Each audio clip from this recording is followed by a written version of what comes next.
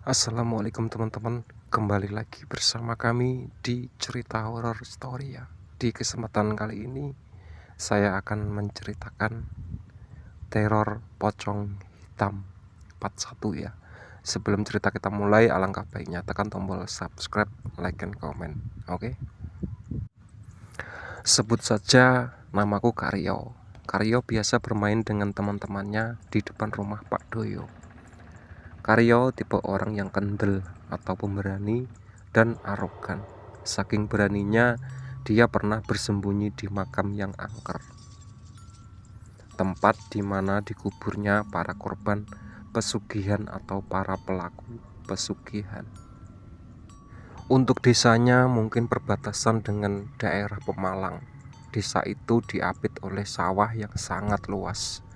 Konon desa itu tempat pelaku pesugihan sering meneror desa itu dengan mengganggu anak-anak kecil. Karyo ini berada di desa itu dan memang faktanya desa itu lebih maju dibandingkan desa lain. Kok bisa? Karena rata-rata pertanian selalu berhasil. Ternak juga sebagai tempat transit para pendatang yang akan melanjutkan ke daerah Batang atau Pekalongan Utara. Karyo bermain dengan temannya yang kala itu berjumlah 5 orang. Padahal orang tuanya telah memperingatkan untuk tidak bermain setelah azan maghrib. "Jangan kau pulang lagi, tidur di luar," ucap Bu Cici, ibundanya Karyo. Karyo hanya tertawa dan berlari tanpa memikirkan ada bahaya yang akan mengancamnya. "Siapa yang jaga?" tanya Karyo. "Adit, ayo sembunyi." Adit berjaga. Dia menutup matanya dan berhitung hingga 50. Sandarannya adalah tembok rumah Pak Dodo. Karyo, Rohim, Sastro, dan Ruslan bersembunyi. Namun mereka berpencar ketika berada di belakang rumah Pak Dodo. "Kamu yakin bakal sembunyi di sini?" tanya Rohim. "Bagaimana lagi? Yang penting jangan ketahuan," ucap Sastro. Mereka bingung, sedangkan hitungan sudah mencapai 30. Karyo dan yang lainnya masih belum tahu tempat bersembunyi di mana yang cocok untuk mereka. "Aku di kandang saja sama Rohim. Karyo sama Ruslan di mana?" Karyo langsung berlari menuju pohon salak yang bertumbuh liar di dekat kandang. "Rio, mau kemana?" "Tunggu dulu," tanya Rusman. "Man, jaga anak itu," ucap Rohim. Rusman berlari mengejar Karyo yang sudah bersembunyi. Entah mereka tahu atau tidak, orang tua dari mereka mencari kesana kemari. Tampaknya teror pocong ireng atau hitam itu akan segera dimulai. "Pak Karyo belum datang," ucap Bu Cici. "Di mana?" tanya Pak Subhan. "Rumahnya Pak Dodo," jelas Bu Cici. "Susul sekarang," jelas Pak Suhan. Sementara itu Adit mencari mereka yang sedang bersembunyi. "Di mana, Yok?" "Di belakang kali," ucapnya. Adit mendengar suara hentakan kaki di kandang kambing. Pikirnya ada orang yang bersembunyi di situ. Adit mendekati secara perlahan, langkah kakinya dipelankan. Dia menginjakkan kaki di ranting kering, dedaunan, dan juga bekas botol-botol yang berserakan. Begitu Adit telah berada di bibir pintu kandang, dia mendapati 2 orang yang sedang menundukkan kepala. "Apa tidak bau sembunyi di sini?" Hahaha. Adit berlari ke arah depan rumah Pak Dodo sembari berteriak, "Apel!" Sastro dan Rohim ketahuan, kini menyisa Karyo dan Rusman. "Halah, mudah ya," ucap Sastro. "Carikan 2 lagi," sambung Rohim. Dengan perasaan bangga, Adit mencari Karyo dan Rusman di sekitaran kandang. Sastro dan Rohim segera berdiri dan menyambut kedatangan Pak Subhan serta Bu Cici. "Nak, Karyo di mana?" Sastro dan Rohim saling gugup. Mereka berdua seperti terpojokkan ketika pertanyaan itu dilontarkan kepadanya. Sementara itu, Adit mendapati sebuah di pohon salak yang berdekatan dengan kandang kambing itu. Di situ, Adit melakukan hal yang sama. Dia berjalan dengan pelan dan menghindari dedaunan serta ranting kering. Rusman dan Karyo masih bertahan di tempat itu. Mereka tak tahu bahwa pohon salak itu merupakan awal kemunculan pocong hitam yang pernah diketahui oleh warga sebelumnya. "Man, banyak nyamuk," ucap Karyo. "Keluar aja yuk," ajak Rusman. Karyo hanya menepak tangannya untuk menangkap nyamuk. Namun, dia merasakan ada hendusan nafas yang sangat berat. Bau busuk seperti daging terbakar tercium. "Bau apa ini, Man?" Rusman merasakan hal yang sama. Mereka berdua bersamaan menatap ke belakang. Ketika dilihat, pocong ireng. Rusman berlari meninggalkan Karyo, sedangkan Karyo hanya terdiam menatap wajah buruk pocong itu. "Ampun," ucap Karyo. Rusman yang keluar dari tempat ia bersembunyi mengagetkan Adit. Kenapa kamu teriak-teriak?" ucap Adit. Ada pocong hitam," ucap Rusman. "Karyo mana?" tanya Adit. Karla tadi di belakang." Rusman bingung. Dia berlari ke arah depan rumah Pak Dodo. Adit menyusul Rusman dari belakang. Dia juga tak ada pikiran untuk menyelamatkan Karyo. Teriakan Rusman membuat Pak Subhan dan Bu Cici bertanya-tanya. "Nah, ada apa?" tanya Pak Subhan. Pocong ireng." "Karyo di mana?" "Karyo tertinggal, aku takut." "Di mana?" tanya Pak Subhan. "Pohon salak." Pak Subhan langsung berlari, sementara Ibu Cici menyuruh mereka untuk pulang ke rumah masing-masing. Beberapa warga mulai membukakan pintunya. Dia bertanya-tanya, dan apa yang sedang terjadi? Mengapa anak-anak masih berkeliaran di rumah? "Ayo bantu," ucap beberapa warga. Para warga berduyun-duyun menuju pohon salak sembari membawa lentera atau damar. Hal yang serupa dirasakan Pak Subhan. Dia masih mencari Karyo di pepohonan salak. Karyo!" Pak Subhan melihat dengan mata kepala sendiri tubuh Karyo yang tergeletak di antara dedaunan yang berserakan, tempat di antara apitan pohon salak yang digunakan sebagai tempat bersembunyi Rusman dan Karyo. "Badanmu panas, Nang," tangis Pak Subhan. Kala itu tubuh Karyo seperti orang yang terkena racun, membiru bengkak. Sesekali tubuhnya bergerak-gerak, matanya masih melotot tajam ke arah yang dituju. Pak Subhan segera mengangkat tubuh Karyo sambil menangis. Para warga yang baru saja datang menanyakan sesuatu yang terjadi. Mereka membantu Pak Subhan untuk membawa Karyo ke rumah. Keadaan menjadi kacau. Seluruh warga desa itu menuduh bahwa perbuatan keji ini adalah hasil rencana sempurna yang dikirimkan salah satu warga itu dengan menjadikan anak kecil sebagai korban dengan perantara adalah pocong ireng. Atas saran beberapa warga diundanglah kiai di kampungnya untuk menyembuhkan Karyo. "Belum ditumbalkan, masih bisa selamat," ucap kiai itu. "Lalu bagaimana, Pak, caranya mengembalikan Aryo?" tanya Pak Subhan. Kiai itu keluar rumah. Dia menatap bulan di langit sembari memainkan tasbihnya. "Rumahku ke arah barat," tanya kiai itu. "Betul, Kiai?" tanya Pak Subhan. Para warga keluar dari rumah dan mengikuti arahan dari kiai itu. "Dengarkan, pocong ireng itu akan datang lagi. Jangan ada yang keluar rumah. Bawa masuk seluruh barang-barang kalian yang ada di luar rumah. Sandal, pakaian, atau apapun, bawakan masuk ke dalam. Lalu pasang potongan bambu kuning ini di depan rumah jika menghadap ke arah barat," jelas kiai itu.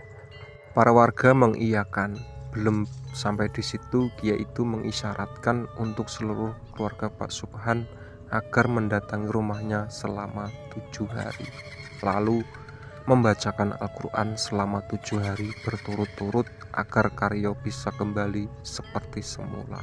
Tidak boleh terputus pagi, siang, malam. Pagi itu aturannya. Jika terputus, maka Karyo tidak selamat. Kiai itu menilai dengan tepat tindakan agar menjadi bahan renungan bagi setiap warga. Bahkan segala sesuatu bila dilakukan dengan halal, maka jatuhnya adalah kehancuran. Atas saran Kiai, warga itu, para warga yang rumahnya menghadap ke arah barat mulai memasang bambu kuning di rumahnya masing-masing. Untuk Karyo sendiri, dia tidak paham keadaan meninggal juga tidak dalam keadaan hidup. Katanya masih di awang-awang. Sesekali kakinya dipegang, dia akan bergerak dan meronta-ronta kesakitan. Namun jika tidak, dia seperti orang mati, diam, kaku dan tak berdaya. Nak, sudah, cepat sembuh. Mamamu tidak kuat melihat kamu tidak cepat sembuh, ucap Pak Subhan. Bu Cici kabarnya selalu menangisi Karyo. Tubuhnya mulai kurus, matanya sembab. Namun di sela-sela itu dia tetap bersikukuh untuk mengamalkan amanat yang telah diberikan oleh Kiai itu. Tiap hari rumah Pak Subhan dibacakan Al-Quran. Pertanyaannya, apa jadinya bila gagal? Menurut narasumber itu sendiri, si Karyo bisa saja meninggal dan dijadikan tumbal. Tapi pada dasarnya tumbal itu bukan mengarahkan pada Karyo. Karyo hanya kaget ketika melihat pocong ireng itu tepat berada di belakangnya. Seharusnya dia berlari mengikuti Rusman, namun dia hanya tertunduk diam dengan terus menatap wajahnya. Alhasil Karyo terkena sawan dengan badan yang membiru bengkak. Setelah ditelusuri, ternyata pocong ireng itu mengganggu warga yang notabene mempunyai garis perjalanan karir yang cukup baik, seperti ladang yang luas, sawah yang berhektar-hektar, kambing yang banyak, rumah gedong, toko sembako yang ramai, atau pengusaha lainnya. Pak Subhan dan Kiai itu saling bertukar pikiran. Sudah 3 hari semenjak kejadian Karyo, warga tampak hati-hati dan waspada. Namun pocong ireng itu belum ada tanda-tanda kehadirannya. Apakah ini semua palsu? Jika palsu, nanti kita lihat di ujung hari anakmu. Tepatnya malam ke-7, dia akan datang menengok kembali rumahmu, ucap Kiai tersebut. Tanpa dirasa, warga yang menilai itu adalah mitos memutuskan untuk melepaskan bambu kuning dari depan rumahnya. Warga kehabisan nakal. Inilah yang terjadi ketika ideologi polos disuntikan dengan nalar asal jepret. Warga yang asalnya percaya menjadi memberontak, bodoh amat, bahkan tak peduli mitos kuno itu. Pikiran mana ada pocong membunuh manusia? Tepat di malam ke-7, suara lantunan ayat suci Al-Quran masih menggema di rumah Pak Subhan. Kiai itu agak santai dan duduk di depan rumah Pak Subhan. Kamu tahu kenapa pocong hitam itu datang ke sini? Tanya Pak Kiai itu. Mencari tumbal, ucap Pak Subhan. Bisa jadi, tapi bukan itu tujuannya, jelas Pak Yai. Lalu apa tujuannya? Tanya Pak Subhan. Menghancurkan, ucap Pak Kiai itu. Malam ke-7 ini para warga keluar seperti halnya malam-malam biasa, tidak peduli mara bahaya atau keadaan yang sedang dalam keadaan waspada. Semua tampak biasa-biasa saja. Tepat tengah malam menuju pergantian hari, pocong itu menampakkan diri di antara rerimbunan pohon pisang. Pak Yai itu langsung berdiri sambil memegangi tasbih. Orang rumah keluar untuk melihat lebih jelas pocong ireng itu. Walah, rumah itu tidak ada bambu kuningnya, ucap Pak Yai. Pocong itu menghilang dengan sekejap. Kiai itu langsung memasuki pemukiman warga yang berada di dekat pohon pisang. Terdata 3 rumah yang sandal, baju, dan barang-barangnya terjilat. Ternyata pemilik rumah itu adalah orang-orang yang mempunyai sawah yang luas.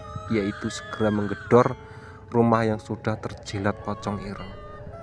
Beliau juga menyembunyikan barang-barang yang sudah terjilat. Oh, Pak Yai, loh, sendalku di mana? tanya Pak Suri, orang kaya di desa itu. Pak Subhan yang melihat tingkah aneh Kiai itu langsung mendekatinya. Tampaknya ada sesuatu yang mengganjal. "Di mana bambu kuning itu? Tak buang, tidak dipakai," ucap Pak Suri dengan santai. Kiai itu langsung memukul wajahnya dengan tasbih. "Sakit, Pak." "Kenapa?" Itu apa?" Sandal, baju, handuk yang terjilat pocong itu mengeluarkan asap. Bekas jilatan pocong ireng itu terdapat cairan hitam yang kemungkinan bisa menjadi sumber untuk membunuh korbannya. "Ya itu apa?" tanya Pak Subhan. Cairan ini yang menyebabkan kematian korbannya.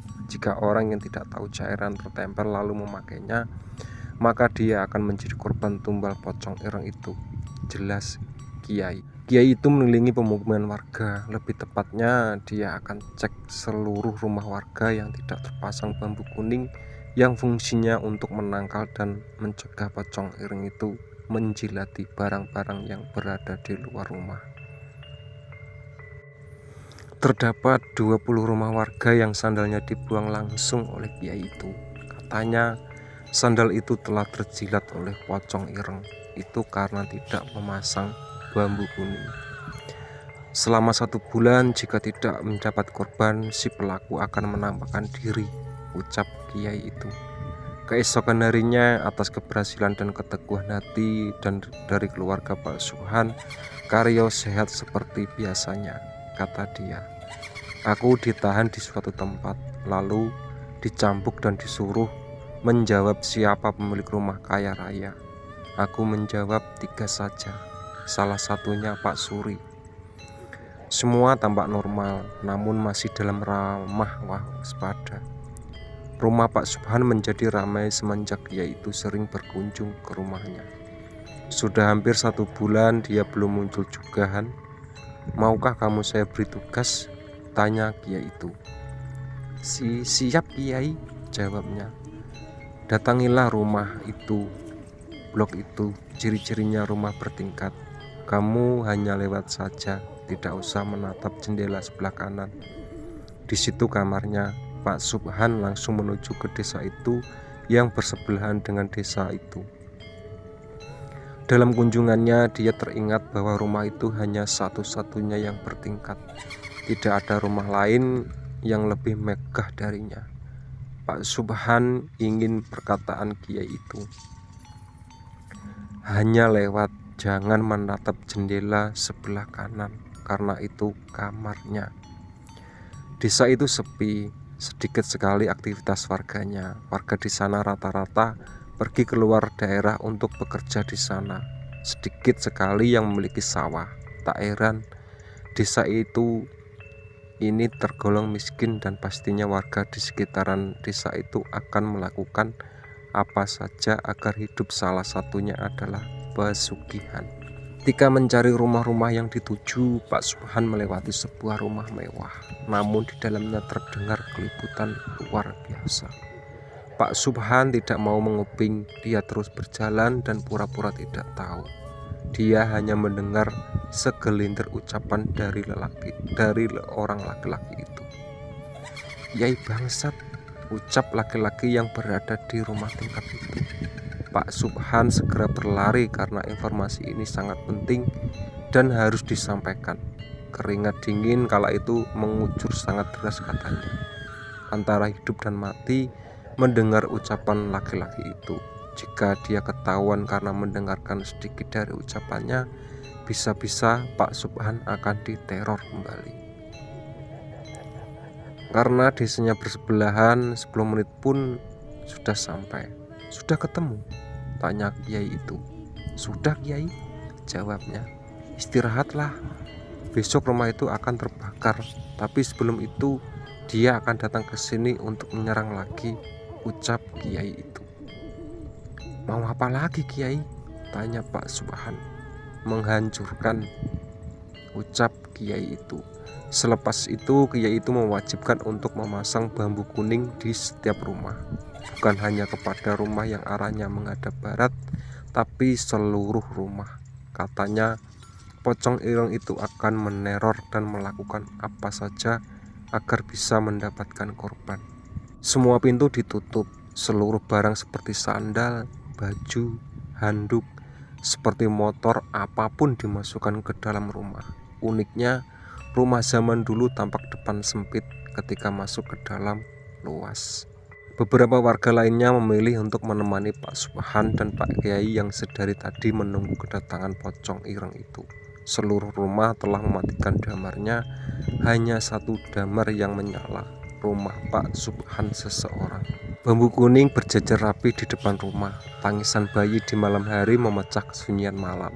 Sepertinya pocong ireng itu benar-benar datang. Kambing milik Pak Doyo memikirkan suara hasutan tanda bahaya. Hewan-hewan di sekitaran desa itu seperti memberi sinyal akan kedatangan pocong ireng itu. Dia akan datang membawa dendam padaku. Aku telah menggagalkan pesugihan, ucap Pak Kiai. Pak Subhan menengok orang rumah, ternyata sudah pada tidur. Karyo tidak bersebelahan dengan istrinya, Bu Cici di kamar depan. Saudara-saudara yang ikut serta dalam membaca Al-Quran untuk Karyo sudah pulang sebelum teror pocong ireng itu muncul lagi. Semuanya aman, tinggal melihat langkah apa yang akan diambil oleh pocong ireng itu. Tepat ketika bulan purnama berada di atas kepala, sinarnya menerangi rumah warga. Pepohonan, pocong ireng itu muncul di pohon pisang dekat rumah Pak Suri, pemilik sawah yang luas. Kiai itu segera membacakan sebuah tasbih miliknya. Apakah semua rumah terpasang bambu kuning? Jika belum, segera dipasangkan, syarat Kiai itu. Sudah, Yai? Tanya warga. Pocong ireng itu menghilang. Tampaknya dia menunggu pemukiman warga, namun sayang, usahanya sia-sia. Seluruh rumah telah terpasang bambu kuning. Tidak ada satupun celah untuk masuk dan menjelati atau meludahkan air liurnya kepada barang atau apapun. Pak Yai, sudah selesai? Tanya Subhan. Tunggu sampai pagi. Semua berjalan dengan lancar hingga azan subuh menggema. Suara kentongan yang terbuat dari bambu telah dipukulkan oleh beberapa warga. Pocong ireng itu gagal mengambil korbannya. Pagi harinya banyak warga itu yang keluar rumah untuk memadamkan api di rumah tingkat yang telah dikatakan oleh Kiai itu. Rumah itu adalah pemilik pocong ireng sebagai pesugihan. Sempat beredar juga pemilik pocong ireng itu yang berinisial S ini menolak untuk menukarkan keluarganya demi tumbal yang harus diserahkan selama 1 bulan terakhir. Sebagai penggantinya, rumah itu terbakar karena menolak perjanjian yang harus disepakati. Rumah dan segalanya yang ada di dalamnya merupakan hasil pesugihan.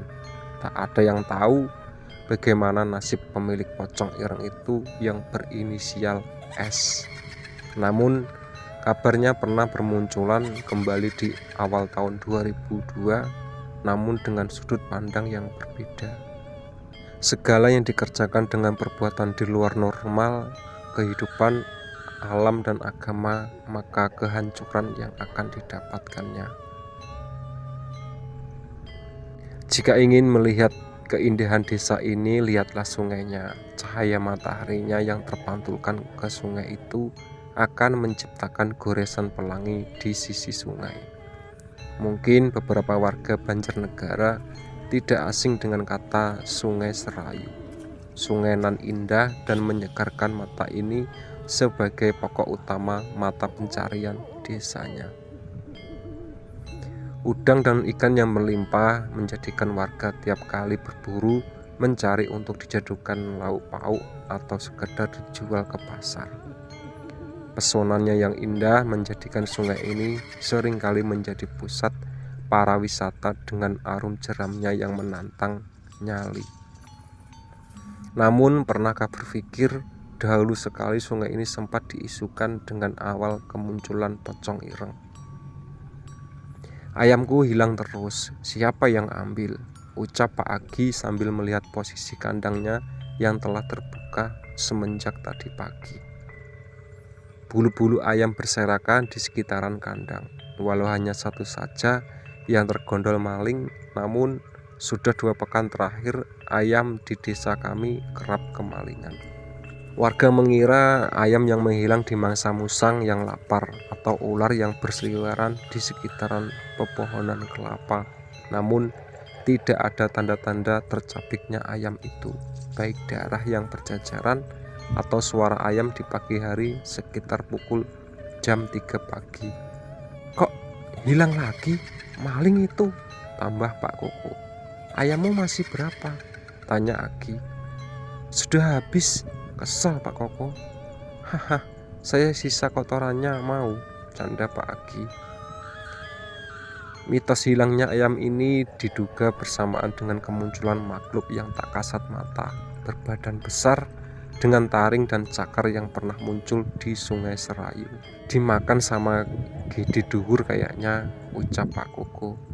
Tidak mungkin, itu ayam tidak bunyi, sanggah Pak Agi. Namun Pak Agi dan Pak Koko tidak ada keinginan melapor ke balai desa. Kesannya sangat lebay jika dibesar-besarkan. Zaman dahulu sangat menjadi citra, apalagi kehilangan tidak mempersulit, walaupun dampaknya terkena diri sendiri. Tapi benar-benar mandiri, tidak sepenuhnya masalah dilimpahkan kepada balai desa. 2 pekan berlalu, isu kehilangan ayam sudah dirasakan oleh Pak Kepala Desa sendiri. Ayamku kok habis, ucapnya. Semua warga mengira ayam yang diambil adalah ayam yang layak dijual ke pasar. Akhirnya ada kesepakatan bersama. Pak Kades mengimbau kepada seluruh warganya agar diterapkan sistem penjagaan di tiap malam hingga pagi hari sampai subuh berkumandang. Alasan diterapnya penjagaan itu agar misteri tentang hilangnya ayam di desa itu bisa diketahui dengan gamblang dan jelas. Hal ini berlaku kepada seluruh desa di sekitarnya juga, karena isu ini sudah tersebar luas. Lalu mengapa waktu subuh menjadi patokan? Jawabannya sederhana. Jika yang mengambil ayam adalah sosok Gede Duhur yang pernah dimitoskan itu, maka tidak akan lama lagi pergerakannya dan mudah dibuatkan pagar gaib agar tidak pernah masuk lagi. Tapi jika yang mengambil maling, pagar gaib pun percuma dibentuk. Maka dari itu Pak Kades menerapkan penjagaan selama malam hingga subuh. Targetnya adalah menangkap peneror kehilangan ayam yang telah meresahkan warga desa itu sendiri. Hari pertama penjagaan, warga mendapati orang asing yang memasuki desa itu dengan pakaian serba hitam. Orang itu membawa karung dan senter. Warga mengira orang itu adalah pencari sarang semut atau kelawar di sekitar pepohonan. Namun begitu ditelusuri, orang yang dicurigai itu menuju kandang ayam, salah satu milik warga yang kebetulan ayamnya masih utuh selama 2 pekan terakhir. Warga mengetahui itu segera menerigainya. Garong, maling, asu, kowe kan gondol ayam-ayamku yo. Warga yang berteriak dahulu sebelum bertindak memberikan kesempatan maling itu untuk berlari sebelum tertangkap basah. Hari pertama dirasakan sangat sia-sia. Ungkapan memperbanyak kerja dibanding ucapan terbukti ampuh dalam menyelesaikan masalah ini. Kegagalan itu menjadi kekalahan pertama desa itu. Mereka menyesal dan mengadukan ini kepada Pak Kades. Pak Kades yang mengetahui ada pergerakan maling akhirnya mencari tahu lebih dalam mengenai terakhir kali maling itu menghilang. Warga menjawab secara serentak, Sungai Serayu, ucap mereka. Penjagaan tetap dijalankan, jangankan sampai ada kesalahan. Usahakan gerilya agar tidak mencirikan penjagaan ini masih berjalan, ucap Pak Kades. Strategi ini dinilai sangat ampuh dengan kondisi sekitar yang rata-rata pepohonan kelapa yang tumbuh tinggi. Dengan memaksimalkan situasi, seharusnya maling bisa tertangkap jika cara ini direalisasikan di hari pertama penjagaan. Namun maling itu tidak berkunjung lagi. Pak Kades menerima untuk bersabar dan terus melakukan penjagaan. Siapa tahu malingnya muncul di saat penjaga dalam keadaan lowong atau kosong. Hingga hari ketiga hasilnya tetap nihil. Tempat ini di hari keempat, maling yang telah lama tidak menyentuh tanah basah yang tersentuh tetesan hujan malam tadi muncul dengan pakaian dan perlengkapan yang sama. Warga telah mengetahui maling itu bakal datang di hari itu karena musim penghujan mulai datang. Sepertinya ini adalah kesempatan emas bagi mereka agar menangkap maling ayam yang sempat meresahkan warga ini. Maling itu tampak sempurna, seperti telah ahli. Langkahnya mengendap pelan tapi santai. Sesekali tatapannya menengok ke kanan, ke kiri, ke depan, belakang. Semua terasa aman, padahal warga sedang bergerilya di dekat pohon kelapa. Ketika maling itu hendak mengarungi ayam yang berada di kandang, ayam itu memegikkan suaranya. Maling itu shock dan memplester mulut ayam itu dengan cepat, lalu dimasukkannya ke dalam karung yang telah lebih dulu disiapkan. Warga yang telah geram melihat tingkah maling itu masih bergerilya di balik pohon kelapa. Mereka menunggu aba-aba untuk mencegatnya. Serasa sudah selesai, maling itu menengokkan ke kanan, kiri, dengan belakang di sekitarannya. Hatinya mulai tidak tenang ketika hendak memutar balik ke arah yang berlawanan. Para warga keluar berlawanan di tempat bersembunyinya. Terjepitlah maling itu tepat di tengah-tengah keramaian. Total 15 orang yang mengerumuni maling itu. "Sudah, tidak usah banyak ngomong, bunuh," ucap warga yang sudah dulu kesal. Para warga menghakimi maling itu tanpa lebih dulu diinterogasi oleh Pak Kades. Mereka menghantam, memukul, menendang maling itu tanpa belas kasihan. Teriaknya minta tolong, tangisan jeritan, rasa sakit semuanya menjadi hening di tengah malam yang semula damai, kini menjadi malam akhir bagi perjalanannya. Darah berceceran di mana-mana, matanya menghitam dan lebam. Tangannya masih meraba-raba karung yang telah diisi oleh ayam itu sendiri. Dari arah belakang, salah satu warga menghantam kepala maling itu dengan batu cadas, seperti batu untuk pondasi rumah. Kepala itu remuk, darahnya mengalir deras dan merambah ke tanah yang basah bau amis.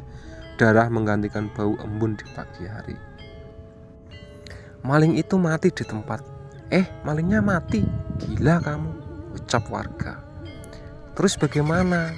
Jangan sampai ketahuan Pak Kades bila mati aku," ucap yang lainnya. Kebetulan waktu itu Pak Agi dan Pak Koko tidak mendapat jadwal penjaga, jadi kematian maling itu berhasil disembunyikan. Lalu bagaimana cara mereka menutup kejadian itu dengan rapi? Karena sia-sia juga untuk memberitahu Pak Kades melihat risiko yang amat besar. Para warga membagi tugas. 5 orang pertama membereskan aliran darah yang merembes di tanah yang basah dengan memberikan tanah liat yang diambilnya dari sekitaran Sungai Serayu. 5 orang kedua mencari kain kafan, 5 orang ketiga menguburnya. Mereka bekerja dengan cepat agar semua tertata rapi tanpa ada kecacatan sedikit pun. Namun ada satu permasalahan yang sangat kompleks. Mereka tidak berhasil menemukan kain kafan yang digunakan untuk membungkus tubuh maling itu. "Kainnya mana?" tanya warga yang bertugas untuk mengubur maling itu. "Tidak ada." "Bagaimana ini?" Mereka kebingungan mencari kain kafan yang digunakan untuk membungkus tubuh maling itu. "Plastik hitam besar," ucap warga. Mereka langsung mencari ke berbagai sudut kantong plastik yang dirasa bisa membungkus mayit malang ini.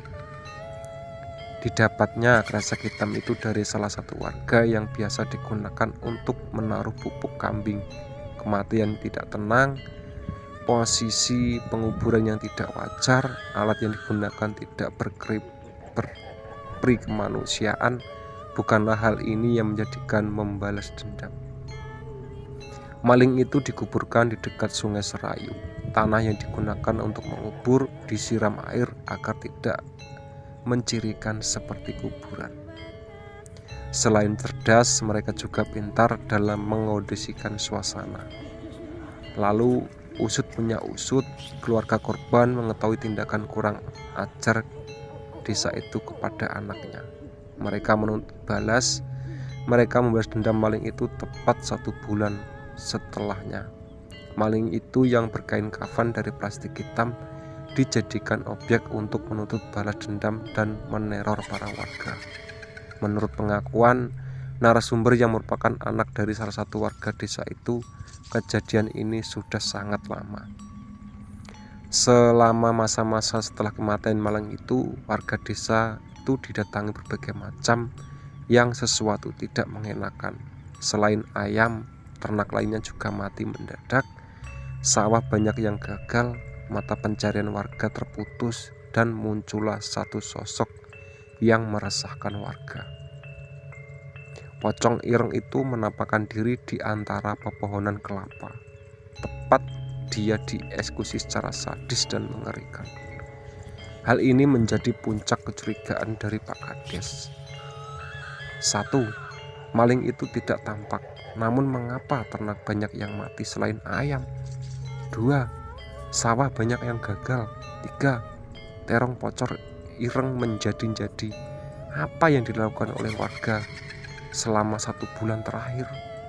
Pak Agi dan Pak Koko yang ke rumahnya bersebelahan pernah mendapati pocong ireng itu sedang berdiri tegak di belakang pohon kelapa. "Pocong ireng, Dul!" teriak Pak Agi. Pocong ireng itu meneror 15 warga yang ikut dalam penghakiman dirinya. Dimulai dari mengetuk pintu di malam hari, menjilati seluruh sandal dan yang lainnya. Korban demi korban berjatuhan. Banyak dari mereka yang ketakutan jika berjalan di malam hari dekat pohon kelapa. Pocong itu sering menampakkan dirinya di antara pohon kelapa yang berdekatan dengan tempat dia bergeletak kaku tak berdaya. Korbannya rata-rata anak kecil. Awalnya panas, sakit, demam tinggi, lalu merasa takut dan melihat sosok itu berada di depan jendela sambil menggedor-gedorkan kepalanya. "Pak, itu namanya apa?" Sebelum meninggal, anak-anak desa itu selalu mengucapkan ini. Tak terasa hampir 40 hari kematian maling itu, Pak Kades pun mendengar dari salah satu warga pengakuan warga bahwa maling itu telah dibunuh oleh 15 orang yang anaknya sebagai korban teror dari pocong ireng itu sendiri. Atas pengakuan warga yang membunuh maling itu secara keji, mereka segera menemui Pak Kades. "Kalian tahu kesalahan kalian apa?" tanya Pak Kades. Ke-15 orang itu hanya terdiam sambil menangis. Mereka menyesal. "Jangan bunuh tubuhnya, jangan siksa tubuhnya, jangan hakimi," teriak Pak Kades. "Pak, lalu apa langkah yang akan kita ambil?" tanya Pak Agi. Pak Kades terdiam. "Hubungi kiai itu di desa itu. Dia pernah mendapat kiriman seperti ini. Siapa tahu ada jalan keluarnya," pinta Pak Koko. Akhirnya mereka menyetujui bekerja sama dengan kiai itu di desa itu. Tujuannya adalah mencari pelaku atau dalang di balik kiriman pocong ireng itu. Kiai itu berhasil didatangkan sebelum azan maghrib tiba. Para warga segera mengikuti runtunan kiai yang ditetapkan kiai itu. Pocong ireng itu kiriman dari orang tua korban. Tidak mudah untuk mengusirnya sebelum dendam itu terbalaskan, ucap kiai itu. Namun kita bisa mencegahnya dengan memasang pagar gaib di setiap sisi desa. Tak mudah namun semoga berhasil, tambahnya. Setelah mereka sholat maghrib berjamaah dengan kiai itu, setelah itu dilanjutkan membaca tahlil hingga waktu isya. Langkah terakhir adalah menancapkan pagar berupa bambu kuning. Ukurannya seperti potongan pasak kemah, namun itu sangat berguna. Entah apa yang membedakan antara versi Pekalongan dan Bojonegoro ini. Sepertinya kemiripan ada di cara pencegah pocong ireng itu masuk ke dalam pemukiman warga. Sebanyak 150 disesuaikan dengan pelaku pengeroyokan, namun dengan kelipatan 10 per orang. Bambu kuning itu ditancapkan di setiap sisi hingga menuju Sungai Serayu. Setelah usai, mereka menunggu aba-aba dari Kiai sendiri. "Pak Koko, nanti kalau pocong ireng itu datang, jangan ada yang bicara, biar aku saja yang bicara. Paham?" ucap Kiai itu. "Siap Kiai," jawab Pak Koko. Pak Agi dan Pak Koko memerintahkan warga untuk diam. Tepat tengah malam, pocong ireng itu muncul, namun tidak bisa memasuki pemukiman warga. Bisa dibilang kemunculannya perbatasan antara desa itu dan desa sebelahnya. Awalnya Pak Kades, Pak Agi juga Pak Koko tidak mempercayai sosok itu nyata atau tidaknya. Namun setelah dilihat secara langsung, pocong itu seperti meminta untuk dikuburkan secara layak. Dia melakukan hal itu untuk memberi makan keluarganya yang kesusahan karena harga padi yang melejit tinggi akibat permainan dari pemilik sawah dengan pemasaran yang dilakukan. Betapa miris mereka yang kaya tak pernah memandang miskin berosasi. Atas permintaan Kiai itu, digalinya makam pelaku maling ayam itu dan digantinya dengan kain kafan, dilayakkan seperti manusia pada umumnya. Sejak itu isu pocong ireng tidak lagi, karena yang menjadikan pocong ireng ini beredar adalah masalah perekonomian. Mereka memberi ruang untuk melakukan pesugihan, sehingga pocong ireng ini bisa dikaitkan dengan pesugihan. Jangan menaruh sandal, pakaian, handuk, sepatu, sepeda, ataupun yang lainnya di luar rumah. Semua aturan tercipta karena ada pengalaman yang harus dijadikan pengalaman. Ini versi Banjarnegara ya. Selain dari Banjarnegara, kisah pocong hitam juga ternyata sangat melegenda di daerah Pemalang. Pemalang tahun 1985. Desa itu saat itu kebudayaannya menjadi hal yang sangat relevan dan bersifat dinamik di daerah ini. Karena itu narasumber mengawalinya dengan pengenalan budaya di daerahnya. Dulu kalau ada kawinan, tari selendang jadi acara intinya. Tari selendang adalah ciri khas dari daerah Palembang kini sendiri. Penggabungan dari ragam gerak daerah Sunda, Banyumas, Yogyakarta, dan Surakarta. Namun di tengah merebaknya kesenian dan kebudayaan di Pemalang, terdapat teror yang mengerikan. Kalau ada yang mengetuk pintumu malam-malam, jangan dihiraukan, ucap Mak Sri. Mak Sri mempunyai anak perempuan yang baru saja menikah, namanya Lili. Selang 3 bulan pernikahannya, Lili dikabarkan mengandung bayi. Hasil pernikahan dengan pemuda asal Jakarta bernama Bram. Mungkin nikah muda bukan hal yang lumrah untuk zaman dulu. Asalkan ada kemantapan di antara mereka berdua, pernikahan bisa dilangsungkan atas suka sama suka. Mak Sri mengingatkan kepada Bram agar mencegah Lili seketika maghrib mulai bergema. Saat itu orang yang hamil sangat mempercayai mitos yang beredar. Pocong ireng itu sendiri baru diketahui ketika salah satu warga yang tak sengaja melihat di depan rumahnya. Pocong ireng itu mencari tumbal. Incarannya yang terutama adalah bayi yang dikandung oleh ibu-ibu hamil di desa itu sendiri.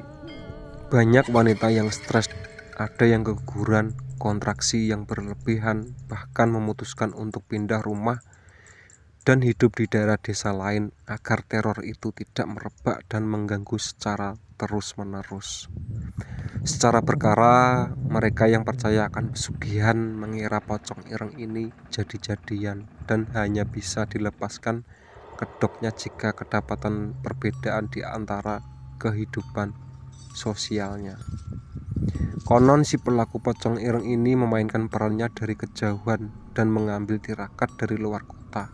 Bisa dibilang dia melakukan persetujuan dengan mengorbankan seorang untuk awal terjadinya kerjasama di antara demit dan juga dirinya. Apa persyaratannya? Si pelaku harus mendiami dan bertirakat di salah satu gunung di Jawa Barat. Lalu dia harus menyetubuhi putrinya secara keji. Sudah itu dia memaksa putrinya untuk meminum darah ayam cemani hitam yang digorok lehernya menghadap ke timur di tempat yang tak pernah diketahui letaknya.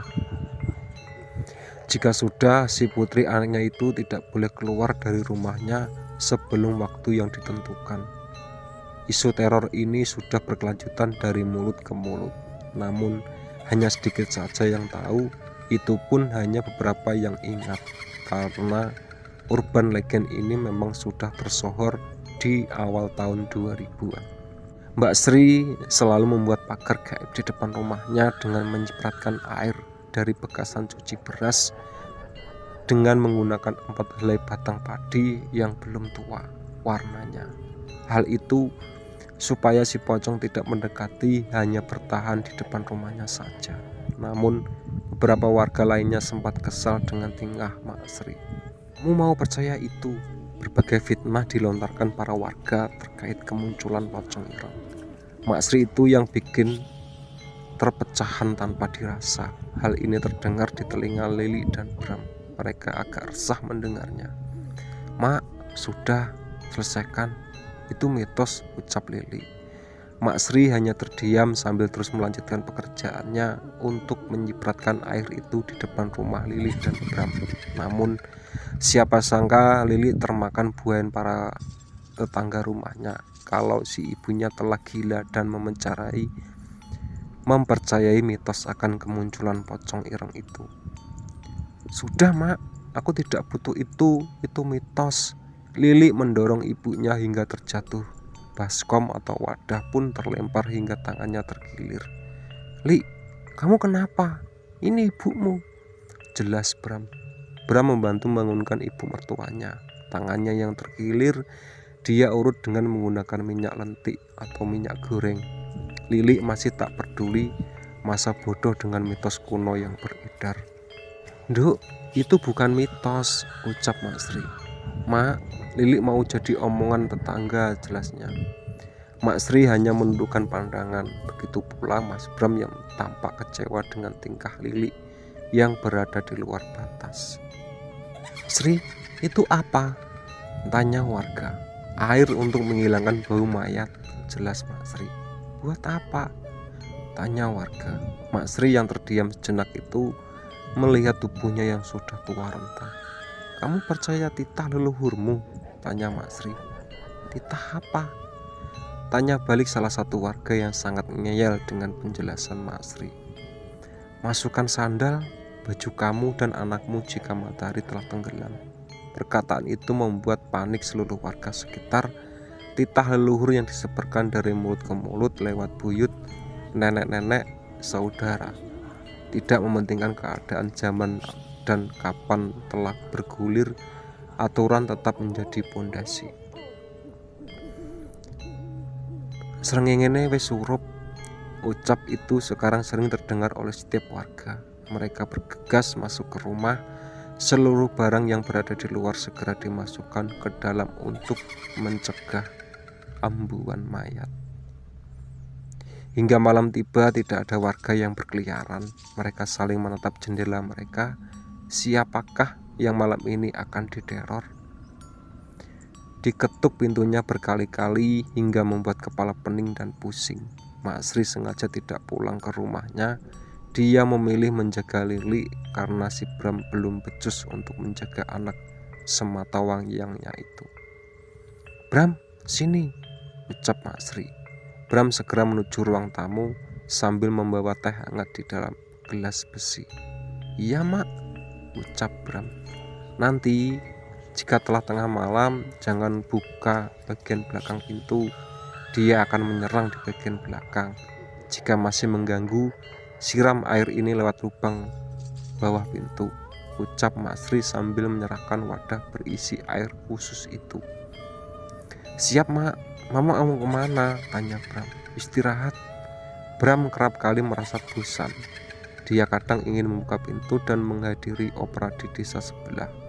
Namun semenjak kemunculan pocong ireng itu, segala aktivitas terhenti. Tepat tengah malam, keheningan itu terputuskan. Mak Sri tertidur pulas di ruang tamu. Bram sesekali menengok kamar istrinya. Semuanya aman, tapi suara ketukan itu memecah belah kenyamanannya. Duk duk duk, duk duk duk. Suara ketukan itu terdengar jelas oleh Bram, asalnya dari belakang rumahnya.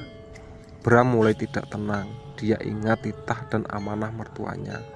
Tangannya ingin membangunkan tubuh mertuanya agar segera membantu ketakutan ini.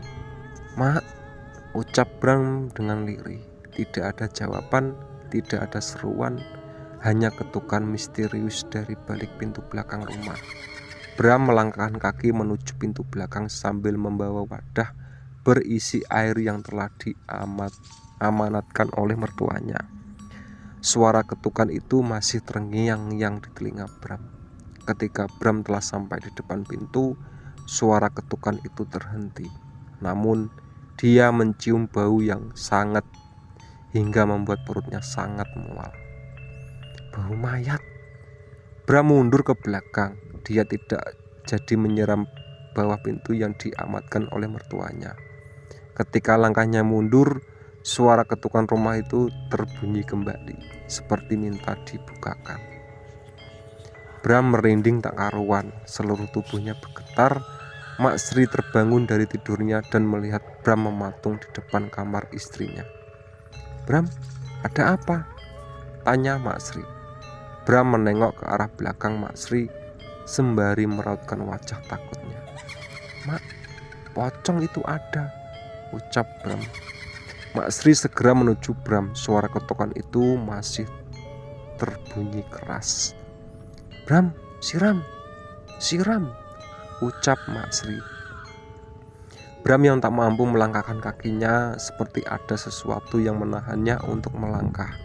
Diambilnya wadah itu oleh Mak Sri dan segera menuju pintu yang dimaksud. "Bau mayat, pulang kamu, jangan kesini lagi. Pulang ke tuanmu, jangan kesini lagi," teriak Mak Sri sambil menyiram bawah pintu. Sesaat ketukan pintu itu hilang. Bau busuk yang tercium pun sudah menghilang.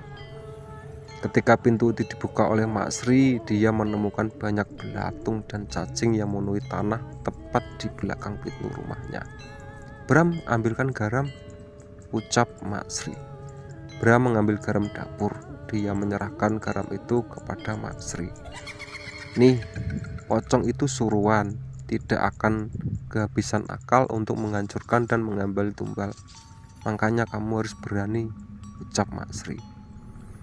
Selepas kejadian itu, para warga jadi yakin teror yang menyerang pemukiman, sehingga ketika srengenge wis surup, para warga segera menyuruh anak-anaknya untuk masuk. Oke ya, itu tadi cerita dari teror pocong ireng ya.